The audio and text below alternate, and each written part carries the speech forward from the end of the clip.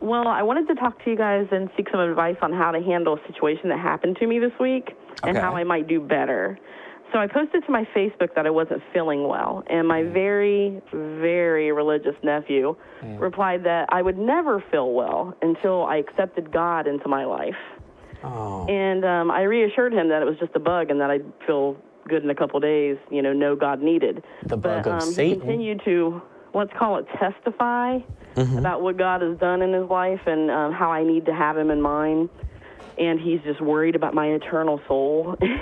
I tried to be gentle with him, and I kind of used him some street epistemology to ask him why he feels like it's God that's working in his life, and not just chance that causes the things to happen, or his decisions and choices. But I find it's kind of hard to have these conversations with families and loved ones who are not open to change. So I guess I'm just asking what you guys would recommend on how to handle things like that when you don't even seek out these interactions, they find you. You want to go first, Jamie? Well, I mean, it in many ways depends on the person you're talking to, right? So relatively recently, one of my immediate family members asked to see one of the shows that I was on, right? He was like, oh, well, you're always talking about this. You're always at the Freethought Library at 1507 West Koenig Lake in Austin, Texas. Austin, Texas, and we do have a live audience in the back. Woo! If you're in the area, you're absolutely welcome to come in and see us live every Sunday at 1 o'clock Central. Sorry, go ahead. Yeah, sorry. Occasionally, I lose the ability to enunciate or pronounce anything, apparently.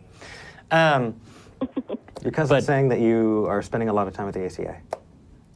I didn't say Caffeine. cousin. I said an immediate family member. Oh, immediate family member. Well, I mean, everyone's a cousin, I guess. to some degree. The caffeine is kicking in. I'm like ready to rock. Let's right. do it. Go. I just imagined your pupils going and just like, yeah, and so it was really interesting to sit next to a couch to someone that I've known pretty much my whole life, and be like, oh, is this gonna offend this religious person? What am I gonna? And then we didn't have like a lengthy conversation after it, but I got a kind of impression of where they are. So it depends on who it is, how well you know them. Considering the fact that there's a relationship there that presumably you don't want to lose, that affects the way that you speak to a person a lot. It's one of the benefits of this show. Like the reason that we can have conversations that are more heated or less heated or take a form that like I couldn't have with someone that I've known my whole life is that when someone calls in, oftentimes I'm just meeting them then. And that's the whole basis of our, interactions is, oh, we're calling to talk about this, and that's what makes it entirely appropriate. And so the fact that your nephew is bringing it up and is bringing it up on Facebook are factors, whether you want to talk to him textually or, verbally or in person, are factors. But really, if you're trying to respond to him and say that, it depends in large part about how pithy you want it to be, because I came up with a couple of ideas for that, but that's because, I don't know, it's part of my job. Well, I mean, I guess I haven't given you any... I tried to keep it fairly friendly, because, he is my nephew. He's only 20, so, I mean, he's not fully cooked, in my opinion. So and I think he has room to change. So instead of, like, beating him over the head and questioning everything he's ever known, because, I mean, he was brought up and, indoctrinated that way, I wanted to more plant a seed and make him think, well, maybe these things are chance, maybe, but I'm not used to, and my friends and family know, that it's probably not a good idea to come at me, so to speak, because they're probably going to hear things they don't want to hear. Yeah. And, then their cognitive dissonance kicks in, and they don't, they just kind of back away. And that's kind of how it usually goes. Yeah. But, so I don't necessarily want to confront him so much Yeah. as I want to like figure out should we engage more? Like if let's say that he was going back and forth. Should I go that pithy route and try to just like, hammer home, more points? Or should we just drop a seed, let it go, and then hope there's a next time where we can drop some more? Well, It depends on, it depends on what your, for lack of more neutral language, what your win condition is, right? Like if what you're trying to achieve is a Facebook conversation that is interesting and would, right? So they say it on the Atheist Experience all the time. They take the calls and they have the conversations, not just for the caller, but for the audience as well. And so if it's on That's Facebook, true. there's a larger audience. If your goal is to try and reach him directly, in particular, one, I think that also makes a something that people want to see that can be, a crowd pleaser for a larger audience. This show, but I would say planting the seed is good. But if you're trying to, like, is it something where it's like I don't want him harassing me or bringing this up all the time? And then does he live near you, or do you have other? He does live near me, and there's a little bit of a caveat here that he has, mental illness that I think personally his religion makes worse, because he's subject to things like delusions, and so I try not to push too hard because of things like that too. But I also think that losing his religion is what's best for him. yeah. Yeah. I'd like So- to step in if that's all right. Yeah, I would just say there's, there's. I try to go gently, so maybe Yeah. that's the best thing to do is just to be gentle with it. I think that's best, but I feel like planting those seeds and presumably, sorry, I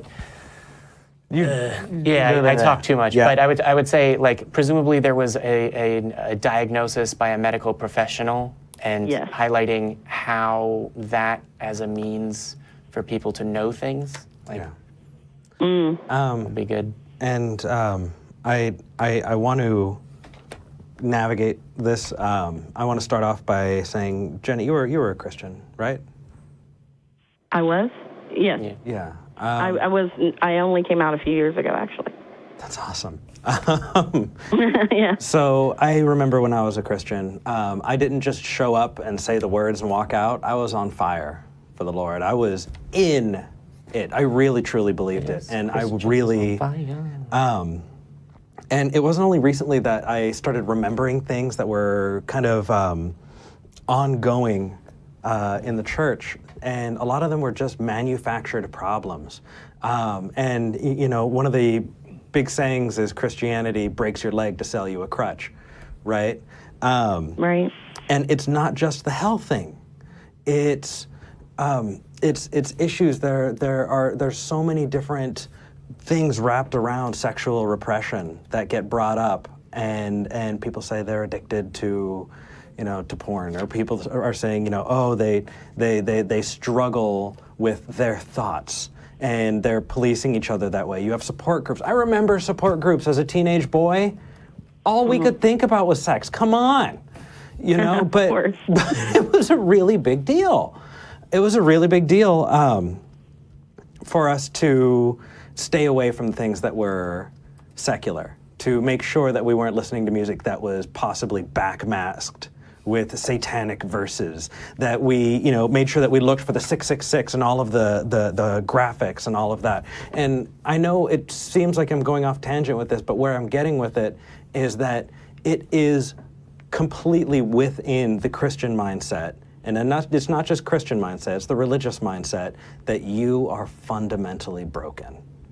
Right. And that Well, I mean, doesn't... they want to keep you down. They want to keep you, oppressed and suppressed so that you don't figure it out. And it boosts itself up. I mean, that idea, I'm feeling bad, well, that's because you don't have Jesus. I would go so far as to say that for most people, that's a learned response. It's most likely not something he came up with on his own. And Well, I mean, I just have to say for myself, you Yeah. know, I felt like kind of bad at first when I first got out of the religion, because we talked about this in the last time I called, that, you know, the indoctrination causes trauma. But once I got finally pushed past that, I got to say, I've never felt more free and more happy in my life than I did after I lost the religion. But it's hard for someone who's in it to see that that's a possibility. And you're absolutely right that they keep perpetuating that idea that you need it. And it's very hard to break someone of that, but I'm sure going to try with him, because I really think it would improve his life.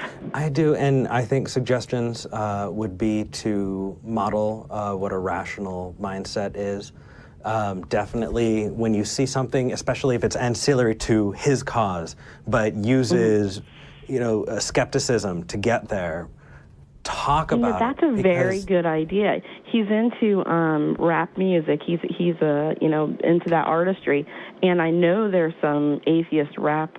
So maybe that's Great and Square. maybe that's the ticket in. Great and Square is amazing. I listen to Great and Square. Yeah. Please check out Great and Square. Yeah, so maybe that's a great idea. Thank you. Absolutely. That's a really great idea. Thank you so much. That will help a lot, I think. And when you open that door up, when you're able to start those conversations and utilize the methodology of skepticism, you're able to, Skeptically examine everything. well, you're able to let him go home and think about maybe applying that elsewhere. Right. There are a lot of different places and a lot of different approaches, and I'm not going to say any one of them is wrong. Some are more likely to alienate you from your nephew, but it takes all types, and who knows what's going to work for him. But you ultimately aren't responsible for converting him. Right. But you can be a positive And I'm not trying to influence in his force life. his decision, but I want him to understand that there are other options that he's never been exposed to, because the truth is he's never been exposed to it. He's always been in church since birth.